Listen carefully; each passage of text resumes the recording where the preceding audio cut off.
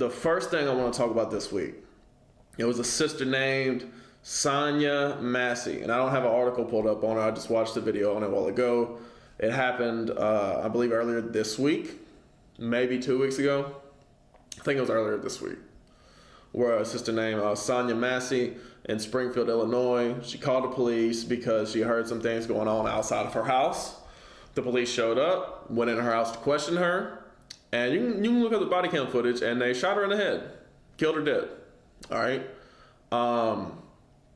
When the police arrived, she had some water boiling on the stove, probably going to make some tea or, do whatever with the boiling water, cook something, whatever the case may be. When they arrived, they began to question her. They noticed that the water was boiling. They told her to, go check on it, right? Take it off the stove. And so she went and did that. And as they were talking, they were being somewhat jovial with each other. And she said, well, I'll rebuke you in the name of Jesus, right? And then apparently they took that as a threat and shot her in the head. That's what happened. Go watch the body cam footage for yourself. Even though, boiling water is not a threat to anyone's life, they claim that's what the case was. And this guy, I forget his first name, but last name Grayson is the one who shot her. All right, shot her in the head. And he's pleading not guilty to the charge of first-degree murder. All right. So I got this right here in Zechariah 11:4, starting with verse 4. Thus saith the Lord my God, feed the flock of the slaughter. Feed the flock of the slaughter. As Christ said to Peter, feed my sheep. All right. Whose possessors slay them and hold themselves not guilty. Right. So that's a prophecy in relation to how Edomites owned Israelites over here in America, right? The whites owned blacks as slaves, not just the blacks, but also the Indians and Latinos as well. They hold themselves not guilty, right? They slay them, they kill them. That's what slay means, and hold themselves not guilty. That's right. Well, that's what he's pleading, not guilty. And they that sell them say, blessed be the Lord, for I am rich, right? And that's what they did. They sold them on auction block, and then they would still go to church that Sunday, right? Say, and count their money, right? And their own shepherds pity them not, right? Because you think when you have people like Reverend Al Sharpton, or you have like these liberal or these black liberal preachers come out and, they condemn the actions of such and such, such and such. But they're not really giving the people the information that they need to come up out of this situation, which is the laws of God. Say, hey, you got to separate from the sins of this land for God to have mercy on you. They don't say that. They don't pity them. Their own shepherds, they collect money off of them as well. All right, off these injustices, off these crimes that are done, they collect a lot of money based off of it, right? They'll have a sermon about how all this is wrong, and then they'll say, pass the plate, right? Just to keep people in sin, keep them asleep, tell them what they want to hear, but then, hey, pay me, all right? And that's, their own shepherds pity them not, all right? So why is this happening? It all goes back to the curses. It all goes back to the curses, all right? In Deuteronomy 28. And I'm going to start with 15, but I'm going to jump down. But it shall come to pass, if thou wilt not hearken unto the voice of the Lord thy God, to observe, to do all his commandments and his statutes, which I command thee this day, that all these curses shall come upon thee and overtake thee. Right? So God told his people, the Israelites, this is Moses' last speech to the Israelites. That's what the whole book of Deuteronomy is. Moses' last speech to the Israelites before he died. All right? So God told the children of Israel, if you keep the commandments, I will bless you above all nations. You will be the ruling nation on the planet.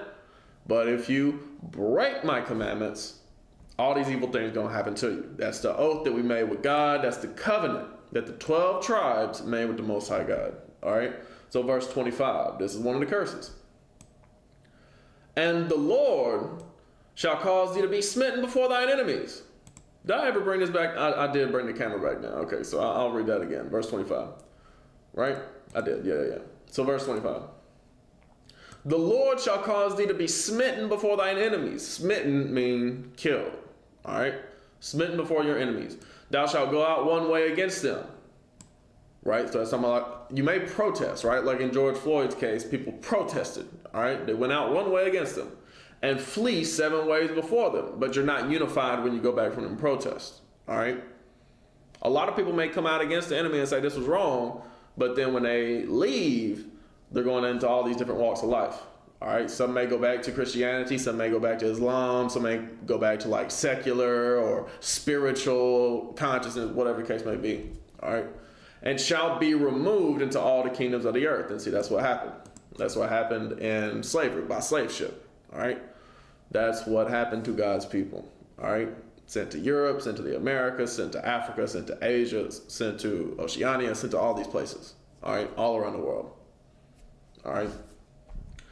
So, with that being said, that's not the main topic that I want to talk about this week. Y'all can look more into that if you wish, but yeah, if I was going to go into detail of all the situations where cops kill black people and Latino people, I'd be here every week. This would turn into the, cop just killed a black person show. And I'm not, this Friday night class, this class to bring in the Sabbath every week, I don't want it to be just the same thing, talking about the same thing every week. Obviously, it all goes back to the scriptures. We'll be in the scriptures every week, but that's the only thing. And the scriptures talk about, all sorts of different things, all sorts of prophecy. It is like a current events thing, so I will be talking about these things. But what I want to talk about this week is this case right here with Zambada. All right. So you have Ismael El Mayo Zambada, alleged Mexican kingpin, pleads not guilty to U.S. charges. All right. So let's read into this right here. Ismael El Mayo Zambada, the notorious alleged co-founder of the Sinaloa cartel, pleaded not guilty to U.S. drug charges on Friday after he and a son of a Mexican drug lord were arrested in Texas in a dramatic achievement for U.S. law enforcement that could usher in a seismic shift to Mexico's criminal landscape. All right, so this week I want to go into this article first, and we'll take it from there about El Mayo and the Sinaloa cartel. All right, court records showed that Zambada directed that a not guilty plea be entered on his behalf, which was accepted by U.S. Magistrate Judge Ann Burton. He waived his right to be present at an arraignment next Wednesday. Come on now. He will be required to appear in person at a status conference next Thursday before U.S. District Judge Kathleen Cardone, who will oversee the rest of the case, the records show. Zambada's lawyer did not immediately respond to a request for comment. Zambada is accused of being one of the most consequential traffickers in Mexico's history, having co-founded the Sinaloa cartel with Joaquin El Chapo Guzman. You see that right there? So, he founded the Sinaloa cartel with El Chapo, all right? The U.S. has already got El Chapo. Now they got El Mayo as well. El Chapo was extradited to the U.S. in 2017 and is serving a life sentence in a maximum security prison. Both Zambada and Joaquin Guzman Lopez, a son of El Chapo, face multiple charges in the United States for funneling huge quantities of fentanyl and other drugs to U.S. streets. So while they didn't put because it just said the son of a drug lord. You have Zambada and the son of a drug lord. Why they didn't say Zambada and the son of El Chapo in the first paragraph of the article, that's beyond me. That seems like that would get more eyes on this article. Fentanyl overdoses have surged to become the leading cause of death for Americans between the ages of 18 and 45, right? So that's more of a recent thing. Into the late teens, early 2020s, they've been spiking stuff with fentanyl, all right? And fentanyl is like morphine, like opium, right? It is an opiate. It's very strong, all right? It's not as strong as police would like to have you believe, where you can just like think about the drug and it kills you. Like that's not that's not real, right? Or you can just like accidentally touch it through a bag and get OD'd from it. Like that's not how it works. But it is very strong. It is very potent. Fentanyl itself is used as a pain medication for cancer patients going through like chemotherapy. So like it's a very strong painkiller is what it actually is. And with it being that strong, you only really need it in low doses. So if they're spiking drugs with it, then those low doses can end up killing you. Not only that, but like the mixture with like cocaine and things like that can really end up making people OD. Zambada, who is believed to be in his 70s, and Guzman Lopez, who is in his 30s, were detained after landing in a private plane in the El Paso area on Thursday. All right. So I don't know if that means yesterday. It may mean yesterday. I don't think it means like a week and a day ago. I think it means yesterday. Reuters was the first news organization to report the story ahead of the Justice Department statement Thursday evening, which confirmed the two men were detained in El Paso. On Friday, U.S. President Joe Biden heralded the arrest and vowed to continue combating drug trafficking. Too many of our citizens have lost their lives to the scourge of fentanyl. Too many families have been broken and are suffering because of this destructive drug, he said in a statement. Yet, I haven't seen him go after the Sacklers like that. I haven't seen him going after the Purdues like that. But hey, it is what it is. Obviously, we know that here in America, and this is why immigration is a big talking point, they hate the Israelites. They absolutely hate the Israelites, whether it be the black Israelites or the Latino Israelites. And I mean, like, I don't mean like, the people you see preaching on the streets. I mean, like, literally. Just if you come from the tribes of Israel, they hate you, right? That's why there were so many racist laws in America, all right? That they've since repealed those, but that hatred is still there. That perpetual hatred is still there, all right? Guzman Lopez lured Zambada to the U.S., according to 3 current and former U.S. officials familiar with the operation who sought anonymity to speak candidly about the events. U.S. authorities have made drug bosses key targets, frequently striking plea bargain deals with them in exchange for the information that leads to the capture of other high-ranking cartel figures. You see that right there? So they turned Guzman Lopez, the son of El Chapo, they turned him rat. All right? He working for the feds now.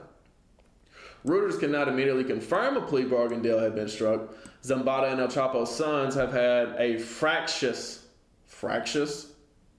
That's a sketchy word there. They should have picked a better word there. Relationship since their father was extradited in 2017. And the arrest of Zambada and Guzman Lopez may trigger instability or even violence in their heartlands in the northern state of Sinaloa. All right. So that's what you see with all these cartels, and we're about to read about the history of some of these cartels. They always end up fracturing. All right. They always end up fracturing. And not only the cartels, but that's what you saw amongst the northern kingdom of Israel back in the land, all right? There was always these rival factions, it was often people that was in the army, generals, or they weren't called generals, they were called captains, and but they would often rise up and overthrow the king, right? And that's pretty much the history of the northern kingdom of Israel, all right? It wasn't just Mexicans, right? You did have some from Issachar who did that, but you also had like Puerto Ricans, you had Cubans do that, you even had Gadites do that, right? Or Native Americans, right? So that's pretty much the history of the Northern Kingdom, is these rival factions rising up and overthrowing one another, all right? That happens constantly. Mexico's defense ministry on Friday said it had sent 200 Special Force soldiers to Sinaloa to enhance security. A bloody intercartel war erupted in 2008 when another senior Sinaloa leader was detained. His family members accused El Chapo of orchestrating the arrest with Mexican authorities, triggering a violent fissure between two powerful factions of the crime group. You see that right there? So always fractions, or always fractures, I should say. Always splinter groups that come out of these cartel wars. Guzman Lopez is one of the 4 sons of El Chapo, known as Los Chapitos or Little Chapos, who inherited their father's faction of the cartel. His brother, Ovidio Guzman Lopez, was arrested last year and extradited to the U.S. Rumors on social media had circulated that Ovidio Guzman had been released, but the U.S. ambassador to Mexico, Ken Salazar, said in a statement that he remains in custody in the United States. In recent years, the Sinaloa cartel has become the biggest target for U.S. authorities, who have accused the crime syndicate of being the biggest supplier of fentanyl to the U.S. And once we read a little about the history of the Sinaloa cartel, you'll see, okay, yeah, that makes sense that they're the biggest supplier of fentanyl. All right. The Sinaloa cartel traffics drugs to more than 50 countries around the globe and is one of the two most powerful organized crime groups in Mexico, according to U.S. authorities. Zambada and El Chapo's sons belong to two different generations of traffickers with differing styles. Zambada is known for being an old-school narco, avoiding the limelight and operating in the shadows. El Chapo's sons, by contrast, have a reputation for being flashy narcos who courted attention as they ascended the ranks of the cartel, right? So think of like a Frank Lucas would be like a Zambada, and a rapper who puts drugs, right, would be like the Chapitos, all right? Right, that's what they're called, right? Chapitos, yeah. Right, so El Chapo's sons are also known to be more violent and hot-headed than Zambada, who had a reputation as a shrewd operator. The Texas charges to which Zambada pleaded not guilty included continuing criminal enterprise, narcotics importation conspiracy, and money laundering. The indictment filed in April 2012 alleges that the cartel members under the leadership of Zambada and El Chapo kidnapped a Texas resident in 2009 to answer for the loss of a seized marijuana shipment and kidnapped a U.S. citizen and two members of his family in 2010, right? So I've heard that's common practice amongst these cartels to, as American citizens go down to visit their family in Mexico, they, either hold them as hostages or kidnap them, make them force them to be drug mules type situation. I don't know the truth behind that. I don't know if that's confirmed, but that's certainly what I've heard, that that's what they do. Both victims were murdered and their bodies were discovered in Juarez, Mexico, prosecutors said. Mexican Security Minister Rosa Rodriguez said that Mexico was informed of the detentions by the U.S. government, but that Mexican authorities did not participate in the operation. She also said that it was unclear whether the two men were captured or surrendered themselves to the U.S. authorities. The Mexican government did not participate in this detention or surrender, Rodriguez says at a press conference. All right, so why is Mexico like this, right?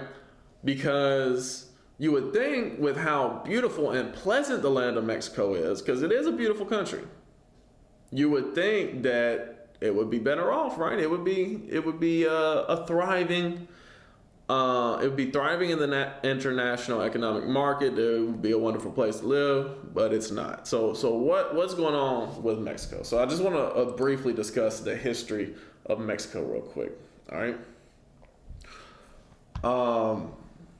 And I'm not going to get into all this article because it's a lot that goes into the history of Mexico. But I do want to talk about, just a brief rundown of it. All right. So it starts off by saying the written history of Mexico spans more than 3 millennia. It just doesn't. First populated more than 13,000 years ago, again, it wasn't. Central and southern Mexico, termed Mesoamerica, saw the rise and fall of complex indigenous civilizations. Mesoamerican civilizations developed glyphic writing systems, right, similar to the hieroglyphics of Egypt, recording the political history of conquests and rulers. Mesoamerican history before European arrival is called the pre-Hispanic era or the pre-Columbian era. See, that's how I know it is, the pre-Columbian era. The Spanish conquest of the Aztec Empire established a colony of New Spain, leading to the imposition of Spanish rule over the indigenous populations, the spread of Christianity, the exploitation of natural resources, and the introduction of new crops, animals, and diseases. All right, so that's just a brief rundown of how Spain come in and took over the country. A prolonged struggle ensued in order to attain independence against Spain. All right. But one thing that I do want to touch on about the pre-Columbian era, I want to touch on that real quick because it kind of just glosses over the pre-Columbian era. So I want to jump down to the major civilizations under the pre-Columbian era. You have, during the pre-Columbian period, many city-states, kingdoms, and empires competed with one with one another for power and prestige.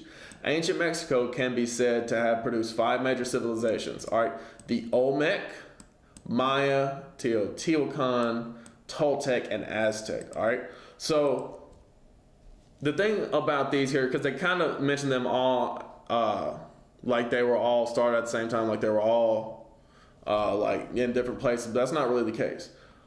All these come from the Olmec and the Toltec are the ones who, like the first civilizations, all right? The Olmec and the Toltec, and Teotihuacan was like a city, or like, you know, like a city-state type situation. And then from the Olmec came the Maya, and from the Toltec came the Aztec, all right? But let's talk about the Toltec real quick. All right, so the Toltec culture is an archaeological Mesoamerican culture that dominated a state centered in Tula, Hidalgo, right? So that's the modern name of the city, is Tula, Hidalgo. Hidalgo being the state, Tula being the city. In the early post-classic period of Mesoamerican chronology, all right, so like circa 800. The later Aztec culture, you see right there, so it even says here that the Aztecs came after the Toltecs, all right? Saw the Toltecs as their intellectual and cultural predecessors and described Toltec culture emanating from Tolan, that's Nahuatl, for Tula, as the epitome of civilization. Indeed, in the Nahuatl language, the word Toltec came to take on the meaning of artisan, right? So the Aztec formed the word Toltec based on the people of Tula. All right, so the people of Tula. Let me show you something real quick. In Genesis 40, I want to say 46. I may be wrong about this specific chapter. Let's see. Yes. So in Genesis 46, let's say Tula. I'm gonna jump to verse. What verse do I want? Here we go. 13. And the sons of Issachar, Tola. That's how they get the term Toltec, the people of Tola or Tula. All right? Tola was the firstborn of Issachar. All right? That's how we sit here and say that the Mexicans are the tribe of Issachar. Because they are the Toltecs that come from Tola. All right? They still retain this knowledge up until that Toltec civilization, or the Tula civilization. All right, they still kept that name. The Aztecs who came later called them the Toltec, right? The people of Tola. All right, and they said that was our forefathers. That was our predecessors. All right. So from there, let's go back to the history of Mexico. And we're gonna all the pre-Columbian stuff. That's all I wanted to touch on, was the fact that the pre-Columbian civilizations, at least up until the Toltec from Tula, they knew that they were Issachar. They knew that they were Israelites. That's why they called themselves Tula or Tola. All right. So this second paragraph. Let me just check and make sure, because I think there may be somewhere in the scripture that actually used the word Tula instead of Tola there. Maybe in the Chronicles. I may be tripping. May just be Tola. But like Tola and Tula is the same thing. All right. Let's see. No. Right. It's Tola in the scriptures, Toltec. Because even the Aztecs changed it from Tu to Tol. Right. That could have been, hey, look, we're going back to the way that it was originally pronounced, right? Tola, Toltec, right? But anyway, a prolonged struggle, I forget, Wikipedia always does this. When you try to highlight it, it just throws it up. So I'm not going to be able to highlight as much here. A prolonged struggle ensued in order to attain independence. See, I even tried to just highlight something, but no, I got to stop doing that. Y'all just got to follow along. A prolonged struggle ensued to attain independence against Spain, right? So that's where we're at. They're fighting against Spain for their independence. Social inequalities, necessity for economic growth, independent from Spain, and the spread of republican ideals free from European monarchies contributed to independence movements against Spain. These movements included the Grito de Dolores, Cry of Dolores, led predominantly by Catholic priest Miguel Hidalgo. Hidalgo remained a prominent figure in the independence movement up until he was captured and executed by the Spanish. All right. So you had these Catholics. Even these Catholics were like, "Hey, look, we got to get away from Spain." All right. Executed by the Spanish. The events transpired by Hidalgo kickstarted the events which later contributed to Mexico's official declaration of independence against Spain in 1821. Right. So this was after America declared Spain from England. All right. Up until 1821, Mexico was a Spanish colony. After the Mexican War of Independence, from 1810 to 1821, Mexico struggled to establish stability amid regional conflicts and power struggles among caudillos, which is competing factions, separatist movements, and caudillos is okay. So it was like a rich person trying to make themselves into like a monarch. All right, that's a caudillo. Competing factions, separatist movements, and foreign intervention. And as it mentions foreign intervention here, it's talking about the Mexican-American War. All right, the Mexican-American War was from 46 to 48 in the 1800s. All right, so that's when Mexico lost Texas, Utah, Nevada, California, Colorado, Wyoming, I think even. And Arizona, New Mexico. All right, all that used to be Mexico, but the U.S. came and took it in 1848 is when that war ended. All right, shortly before the Civil War, the U.S. Civil War. The mid-19th century Reforma saw efforts to modernize Mexican society, including the promotion of civil liberties and the separation of church and state. Right, again, they're still saying, look, first they got rid of the the Spanish. Then they said, look, we got to separate from these Catholics as well if we want to get anything done. And Catholicism is still big in Mexico, but it's not a part of the state. All right. Yet Mexico faced continued challenges, including the Reform War, French intervention, as it says from 1861 to 1867. So that's what that's what Mexico was doing during the American Civil War, is they were fighting off the French. The French under Napoleon III were trying to come in and establish, an empire in Mexico. All right. And the subsequent establishment of the short-lived Second Mexican Empire and the Second Mexican Empire. The late 19th century please forgive me, because I'm not good with these names. I try my best. Porfiriato. This is Porfirio, right? Yes, Porfirio Diaz. He was a dictator, basically. He was a dictator, and that that era, I should say, from 1876 to 1911, was characterized by economic growth, but also marked by authoritarianism and social inequality. Long-standing grievances, including land dispossession, exploitation of labor, and lack of representation. Right, so that's what we're going to see from 1876 up until the year 2000, is that Mexico prioritized the rich and the wealthy over their own populace. Basically how America does, but even worse than America does. All right. Long-standing grievances, including land. Okay, I just read that. Led to the Mexican Revolution in 1910. Right. So in 1910, that's when they threw off a dictator, just so they can, go into another form of dictatorship, and we're about to see that. The revolution quickly escalated into a protracted conflict involving several factions, with the Constitutionalists emerging victorious in 1920. So it's kind of similar to, or at least at the same time, you had the Russian Revolution going on, right, where the communists took the country of Russia. You had the Mexicans taking back Mexico from their dictator, czar-like dictator, all right, Porfirio. All right, after the revolution, the Institutional Revolutionary Party emerged as the dominant political force, maintaining power through a combination of patronage, authoritarianism, and corporatism. All right, so you see that right there. So PNR, or PRI rather, the PRI ended up turning into the PNR, and then we'll jump down to that because I forget what the last one was that they did.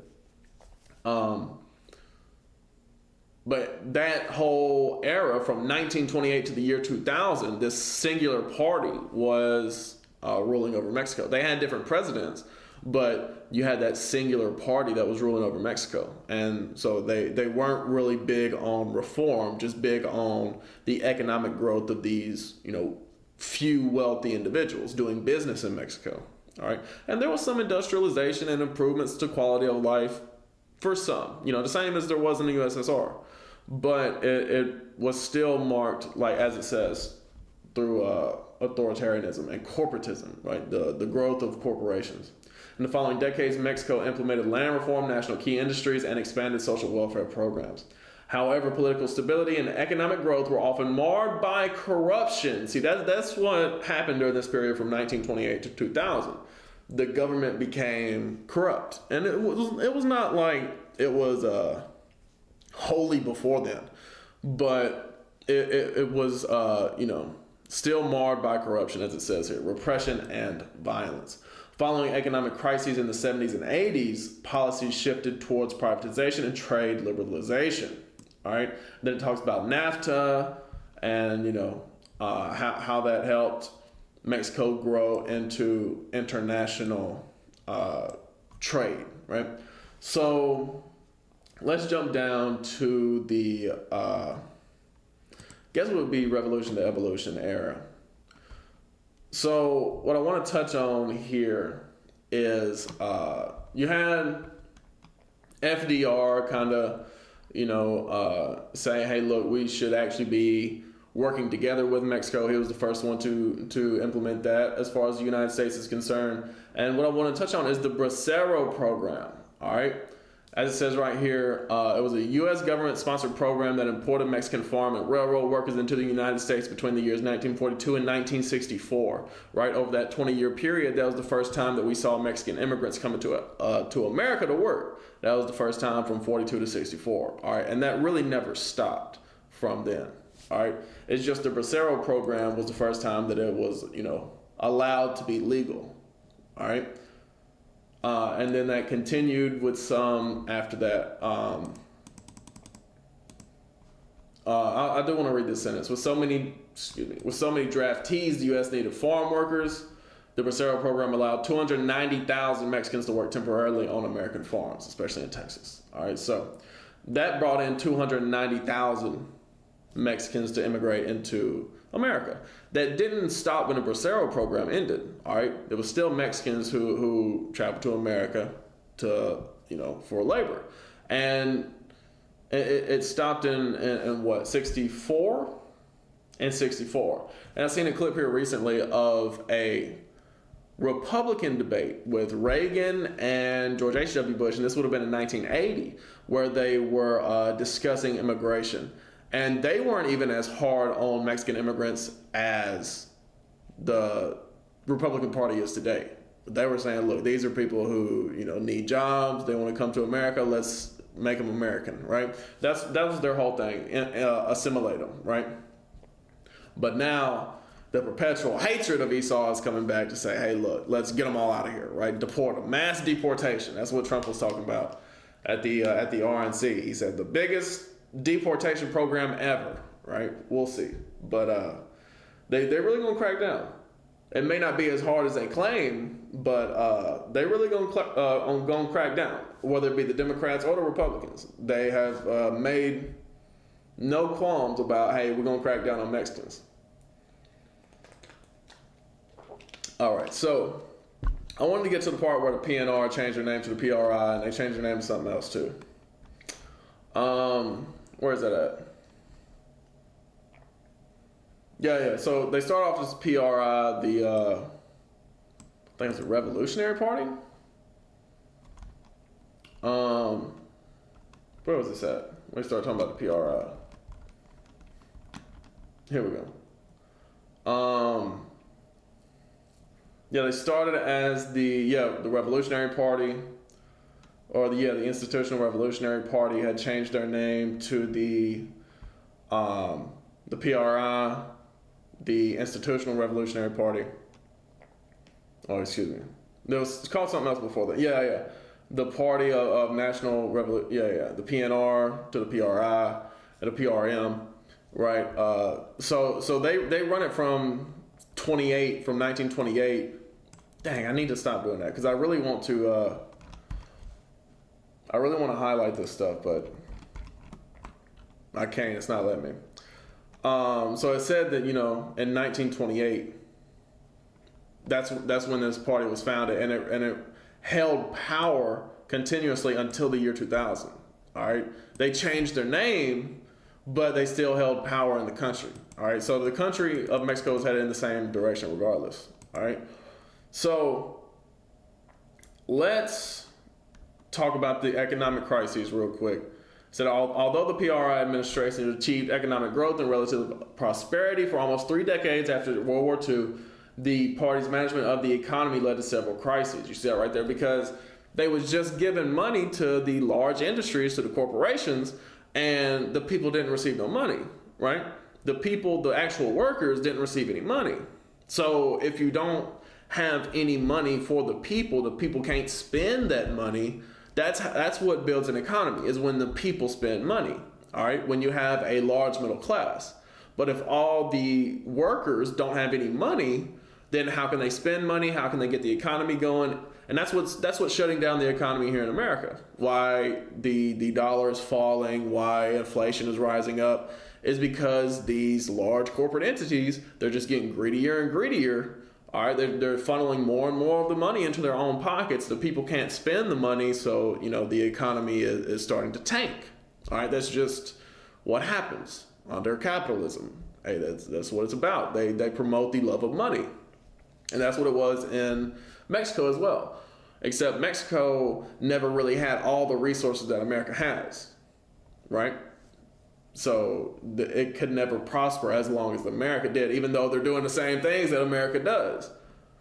They could never prosper that way. And not only that, but it's all Issachar, right? So God is judging them as the nation of Israel, whereas America is really run by Edom. All right, so party's management of the economy led to several crises. Political unrest grew in the late 60s, culminating in these. Look, let me tell you something about the Nahuatl language, the Aztec language. They was throwing unnecessary T's, L's, and X's into stuff, and sometimes Mexico kept that up. That's what throws me off, man. Tlatelolco massacre in 1968. Economic crises swept the country in 1976 and 1982, leading to the nationalization of Mexico's banks, which were blamed for economic problems.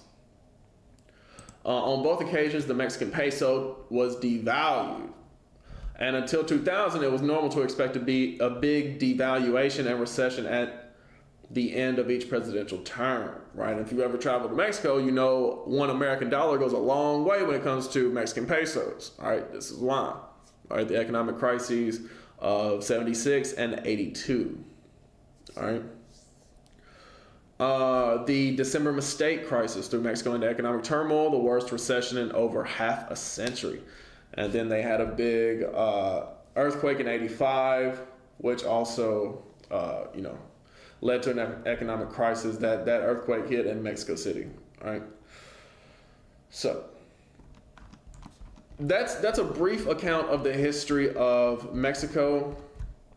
Let's specifically get into the Sinaloa cartel, all right?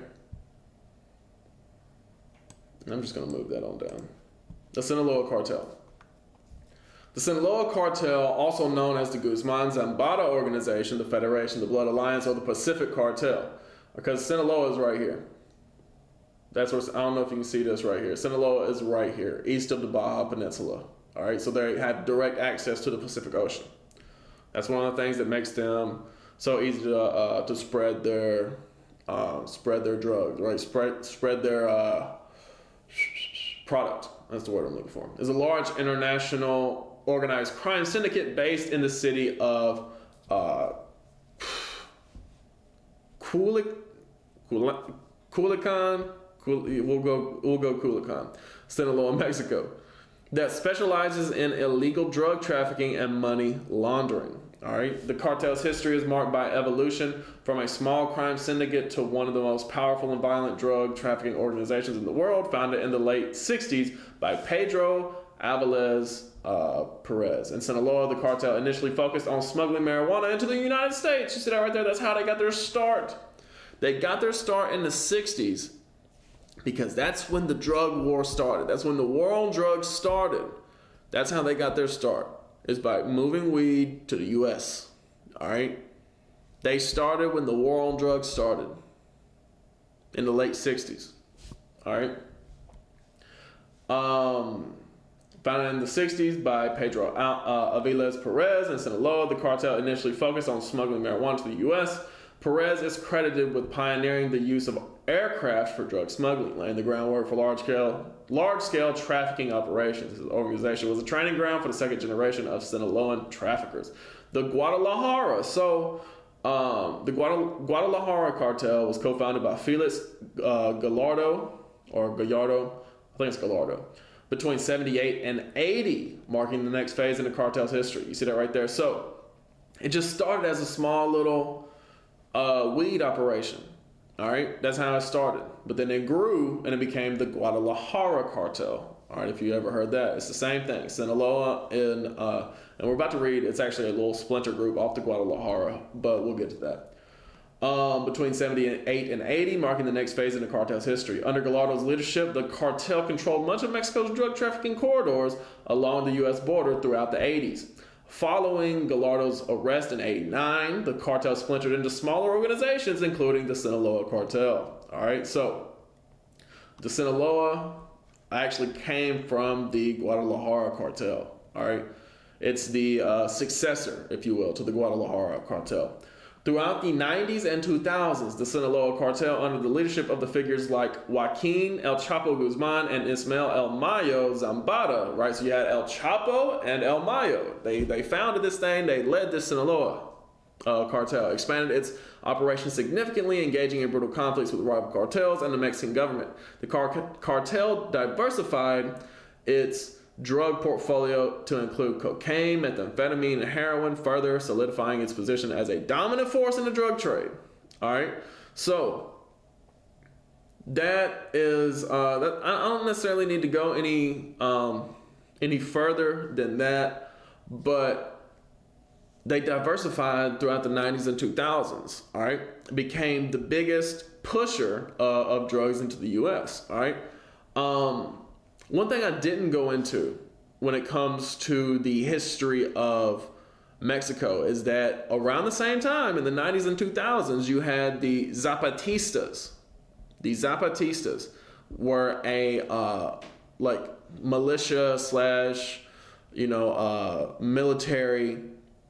It wasn't quite military, but it was offshoot military. It's like this rogue military unit rise up in southern Mexico. All right. And just knowing somebody who come from that cartel lifestyle, they talked about being a member of the Zapatistas, and the Zapatistas would work with the Sinaloa cartel and even sometimes have conflicts with them to push drugs from Colombia to the U.S. All right, that's how Mexico works. Not all the drugs are produced in Mexico. There are a lot of them are produced in Colombia, right? The cocaine is produced in Colombia, and they push it up through Central America, and they push it into the U.S., all right? The Sinaloa pretty much focuses on pushing it into the U.S. So I went into the history of Mexico, specifically the era of corruption from 1928 to the year 2000. All right, this was the growth of business. As we see, this is when the U.S. started working with Mexico as well. All right, this is when corruption really started to take over the country. So, of course, they're also going to be corrupt when it comes to looking the other way when it comes to these cartels rising up. All right, and you've had presidents since then who've tried to fight against the cartels. Like this last president they had, I forget his name.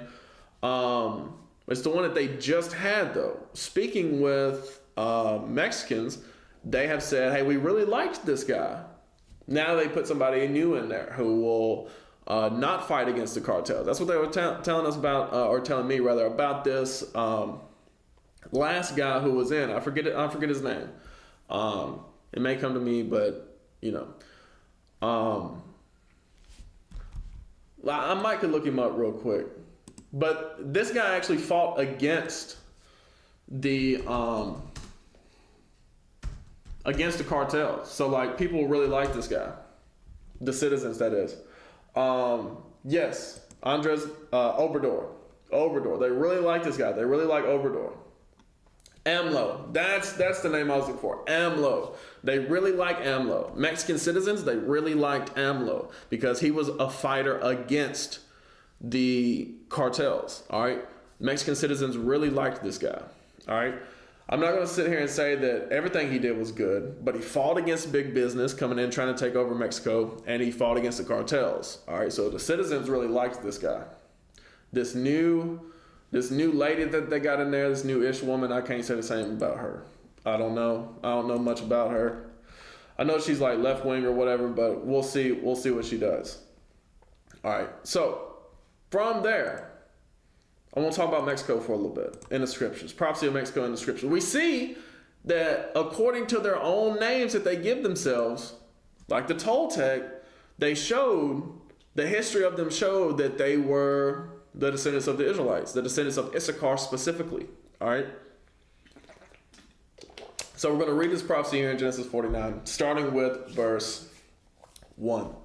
And Jacob called unto his sons and said, gather yourselves together that I may tell you that which shall befall you in the last days. Right. So Jacob is saying, look, come to me. Not that I can tell you what's going to happen to you personally, but your descendants in the last days. All right.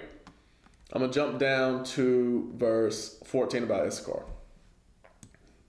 Issachar is a strong ass couching down between two burdens, right? So over here in the West, that applies to how you have the burden of Mexico and Central America, the corruption that's going on, the drug cartel that's going on down there, and the burden that is in the U.S. of you can come to U.S. and maybe have a better life, but you will be persecuted for being Mexican.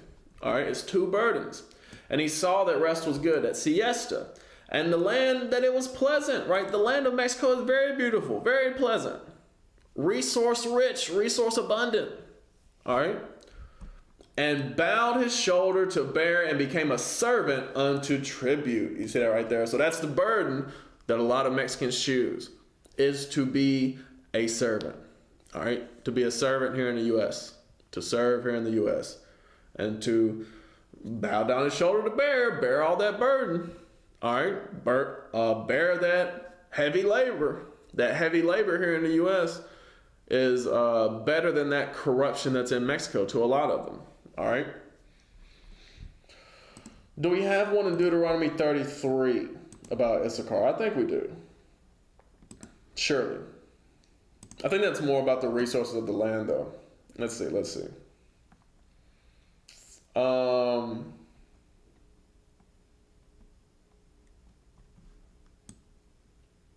No, this is more about how the Aztecs and Mayans came together. All right, so this probably would have been during the age of the Toltecs and Olmecs.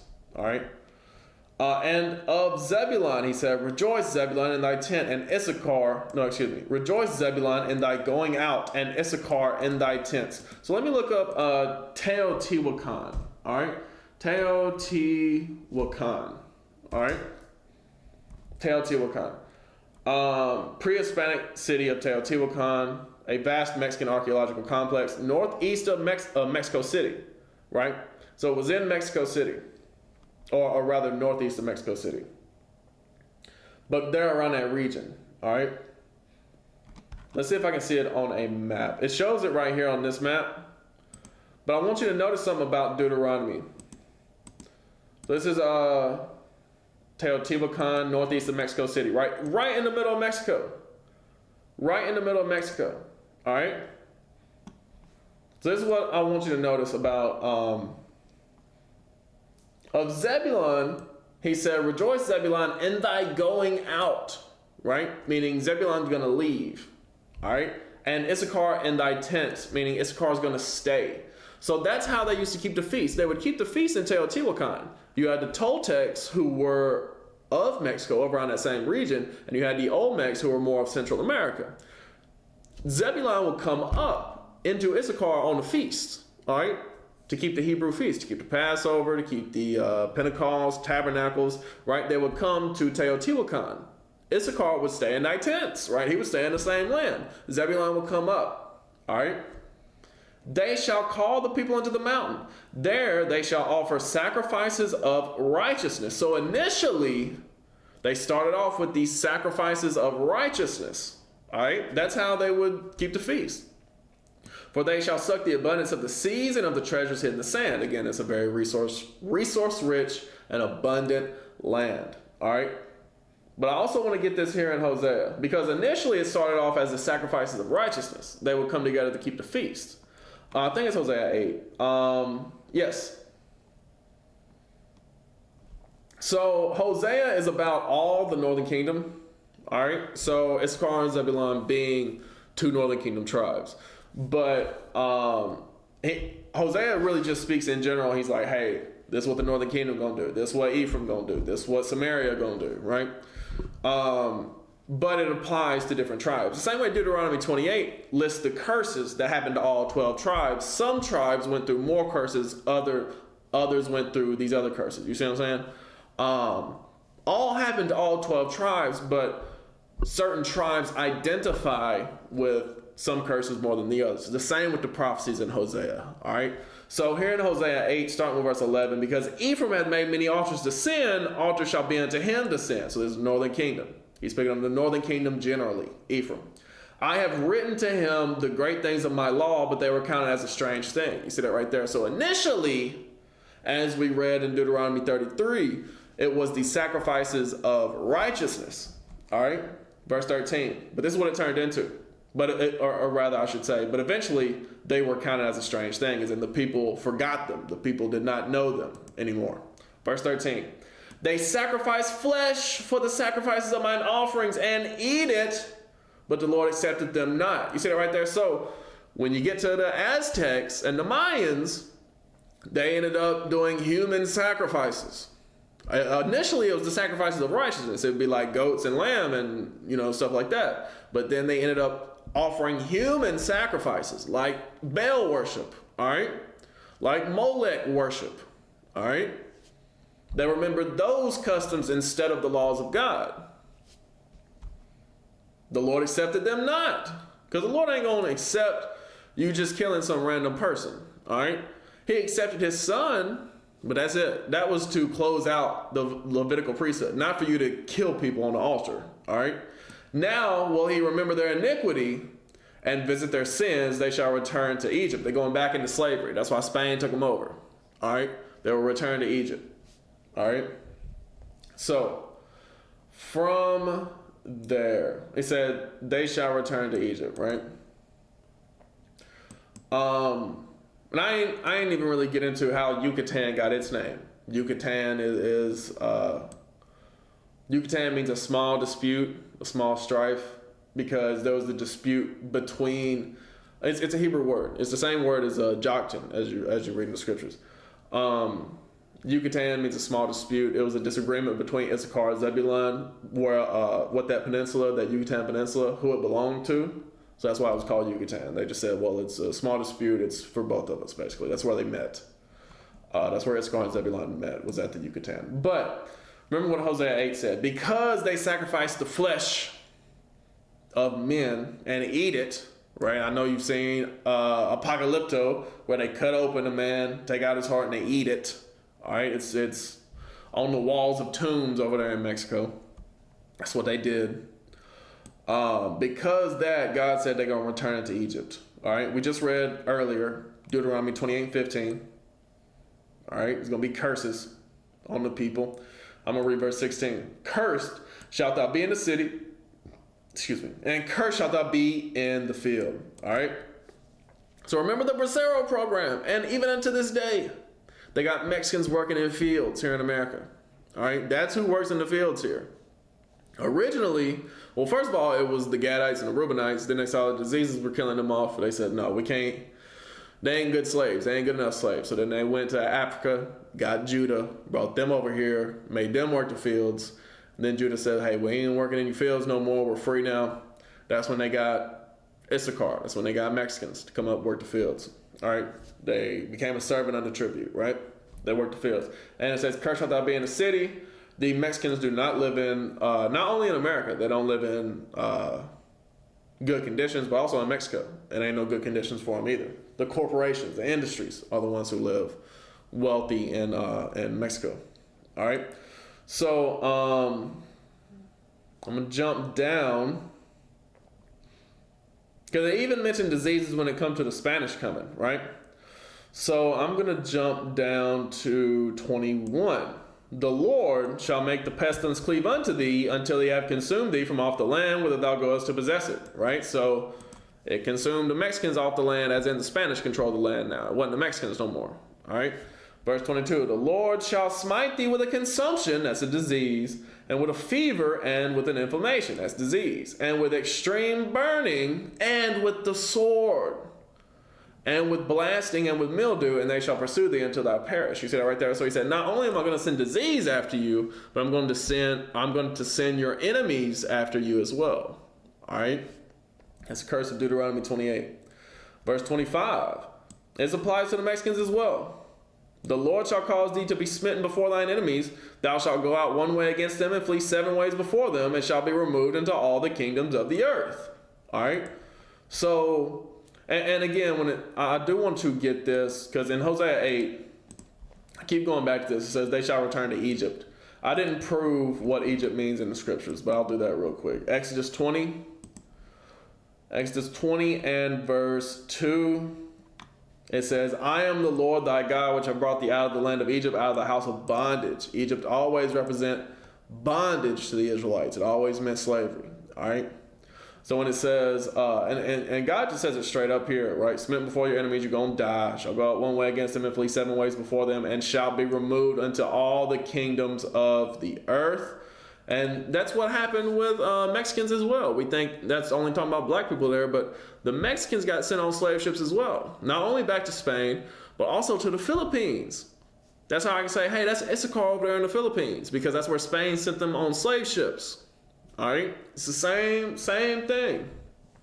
It's the same thing. All right, so I'm going to jump down to verse 33.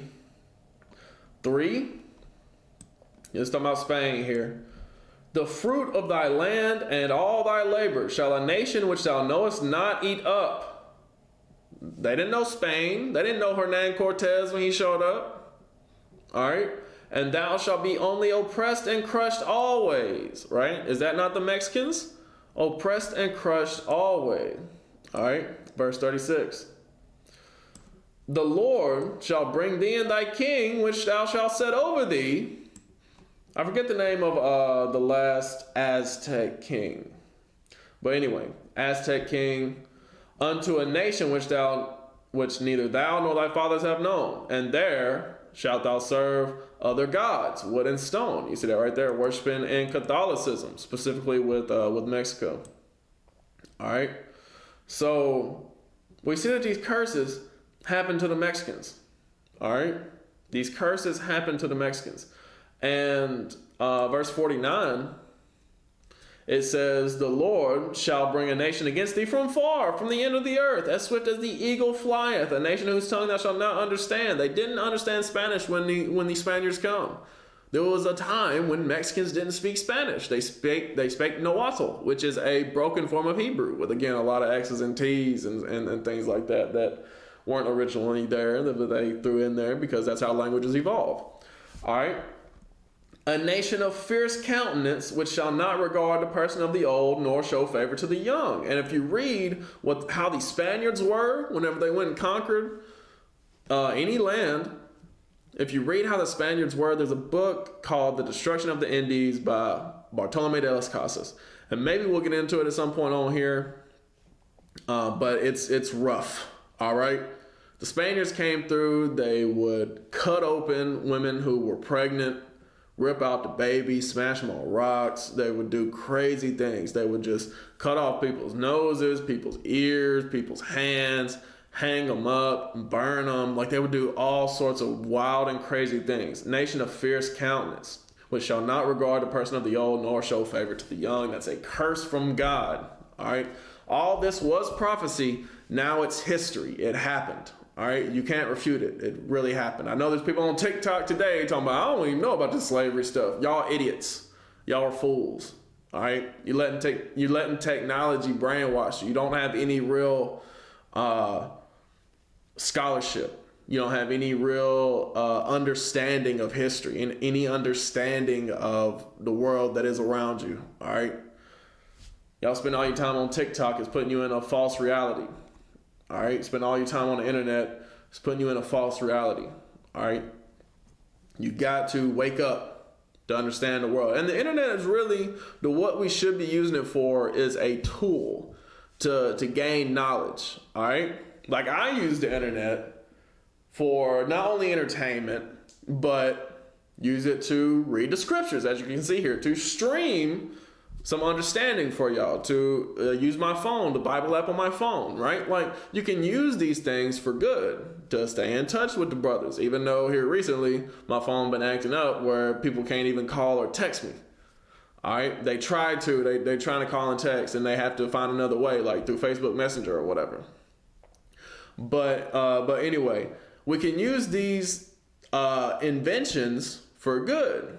All right, but they are wicked inventions. Understand that thing. They're not going to be here forever. And I keep telling people that these things are not going to be here forever. So you got to learn how to have understanding in the Word of God, understanding in the Scripture, understanding of history, understanding of all these things. While knowledge is freely available, use that. Don't just be tossed to and fro with every wind of doctrine. But the point is, all this stuff was prophecy at one point, but now it's history. Now it happened. All right. All the prophecies are coming to pass. All right. Nation of fierce countenance, which shall not regard the person of the old, nor show favor to the young. Verse 51. And he shall eat the fruit of thy cattle and the fruit of thy land until thou be destroyed, which also shall not leave thee either corn, wine, or oil, or the increase of thy kine, or the flocks of thy sheep, until he have destroyed thee. See that right there? They're going to take all the resources. They're going to come and take all the resources from you. That was the prophecy. And that happened. All right. Mexico became a colony. All right. So from there, I want to get to Lamentations. Lamentations 5 really goes into what happened to the northern kingdom. And I'll end it with this, and then I'll close out with Matthew 26. Lamentations 5, starting with verse 1. Remember, O Lord, what has come upon us. Consider and behold our reproach. Our inheritance is turned to strangers, our houses to aliens, saying our land has been turned to the other nations. All right? Our houses to aliens, right? So they love to call Mexicans illegal aliens when the scriptures calls Esau to aliens because they're the ones who came over here. Mexico was already established over here. You see what I'm saying? It was just known as the Aztec culture, the Toltec culture, Teotihuacan. That was already established over here. God's saying, hey, look, these Europeans that came, that's the aliens. All right? We are orphans and fatherless. Our mothers are as widows. Why? Because they killed our fathers, right? They killed the men. All right? We have drunken our water for money. Our wood is sold unto us, right? They're taking our resources and they're selling it back to us. Our necks are under persecution. We labor and have no rest. That's Issachar right there. They can't even have a siesta the way that they want to, right? They become a servant under tribute. All right? Shoulder to bear. We have given the hand to the Egyptians and to the Assyrians to be satisfied with bread, right? So the Egyptians and the Assyrians are former slave masters that we had in Israel, all right? Our fathers have sinned and are not, and we have borne their iniquities, all right? We have carried their sins on our backs, all right? Servants have ruled over us. There is none that doth deliver us out of their hand, all right? Servants have ruled over us. Initially, these nations were our servants. Then they rose up against us. All right. And because God was not fighting for us, they were able to overcome us. All right. We get our bread with the peril of our lives because of the sword of the wilderness. All right. So the enemy has come against us, and we our lives have been in peril. Right. And there was, maybe I still have the screenshots if I got to look for them, but we talk about the hangings that happened to black people over here in the U.S. But in the U.S., they also hung a lot of Mexicans out west. They don't like to talk about that history, about how they was hanging Mexicans out west in the 1900s. All right, the same time Jim Crow was going on, they was hanging Mexicans too. Like I said, maybe I still got the screenshots of that article that I read a while ago. I don't want to skip over this just because it'll look like I'm skipping over it if I don't read it. But it says, our skin was black like an oven because of the terrible famine. All right, so that's talking about hyperpigmentation. It happens to melanated people when they are malnourished. All right, the thing about the Northern Kingdom, though, because you look at some Mexicans and they're very white, right? This is the same for all the Northern Kingdom. Look at some Mexicans are very white and some are very dark. All right, the same with all Latino countries. Same with all the Northern Kingdom. In Hosea 7 and 8, it explains this. In Hosea 7 and 8, and I'll start with verse 1 just so you got the context. When I would have healed Israel, then the iniquity of Ephraim was discovered and the wickedness of Samaria. So that's three different names for the same group of people, the Northern Kingdom. All right, sometimes referred to the house of Israel, sometimes referred to as the house of Ephraim or the house of Joseph, sometimes referred to just as the capital city of Samaria. For they commit falsehood, and the thief cometh in, and the troop of robbers spoileth without. You see that right there? So God already said the reason why this happened to us is because of our sins, right? So I'm not condoning anything that the cartel has done, right? They commit sin. The reason why all this evil has come upon the Mexicans is because of their sin. All right, the whole reason why we're going through what we're going through today is because we have been wicked. We have to get right with God before the world will become a better place, before Christ will come to save us. All right, but since we committed falsehood, that's why the thief comes in and the troop of robbers is outside. Right, that's what without means right here. But anyway, verse 8. It says, Ephraim, he hath mixed himself among the people. Ephraim is a cake not turned, right? So the interracial mixing that the Northern Kingdom has done has led to us being like a cake not turned. Some really white, some really black. That's what happens with like a cake if you only cook one side of it. That's the cake not turned, all right? Like a pancake, you got to turn it over for it to cook both sides, get evenly brown on both sides. That's not what happened with the Northern Kingdom. He says a cake not turned. One side really white, one side really black, all right? Verse 9, strangers have devoured his strength and he knoweth it not, right? So we don't realize that, some of us don't even realize that we're Israelites. Most of us actually don't even realize that we're Israelites, all right? We think we're Gentiles, we think we're Catholic, right? Or Christian or whatever else. We don't realize that we're actually Israelites. He knoweth it not. Yea, gray hairs are here and there upon him, yet he knoweth it not. He knoweth not. So, and I realize that, where God shows the people. As Isaiah said, Israel does not know. He does not consider. Verse 10, and the pride of Israel testified to his face, right? It's the pride that has been our downfall. And they do not return to the Lord their God, nor seek him for all this, right? So all that we've gone through, we still not turn to God the way that he would want us to, all right? So I just wanted to end it with that, because that verse specifically shows, hey, look, the answer is turning back to God, turning back to his law, statutes, and commandments. That's what's going to get us back home, all right? That's what's going to get us the kingdom, all right? There's an Issachar gate waiting for them Mexicans to come through, all right?